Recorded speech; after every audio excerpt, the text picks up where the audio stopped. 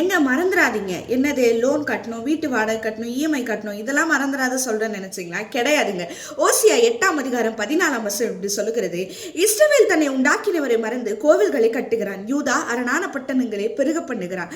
ஆனாலும் நான் அதன் நகரங்களில் அக்கினியை வரப்பண்ணுவேன், அது அவைகளின் கோயில்களை பற்றிக்கும். ஆண்டவருக்கு பிடிக்காத ஒரு விஷயம் விக்கிரக ஆராதனை. நம்ம யோசிக்கலாம், நான் விக்கிரக ஆராதனை எதுவும் பண்ணலையேமான்னு. ஆனா நீங்க மனசுக்குள்ள ஆண்டவரை தாண்டி எதெல்லாம் நேசிக்கிறீங்களோ அதெல்லாம் விக்கிரக ஆராதனை. உங்க மனைவி, உங்க பிள்ளைகள், உங்க குடும்பம், யாராவது இருக்கட்டும், உங்க நண்பர்கள் கூட இருக்கட்டும், ஆண்டவரை தவிர அவரை தாண்டி நீங்க நேசிக்கும் போது அதெல்லாம் விக்கிரக ஆராதனை தான்.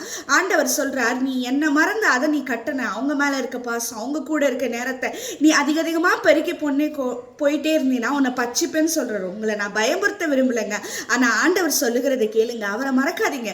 எவ்வளவு பணம் வந்தாலும் சரி, எவ்வளவு மனிதர்கள் வந்தாலும் சரி, எவ்வளவு உங்களுக்கு பாசத்தை கொடுக்க எத்தனை பேர் இருந்தாலும் சரி, அவரை மட்டும் மறக்காதீங்க.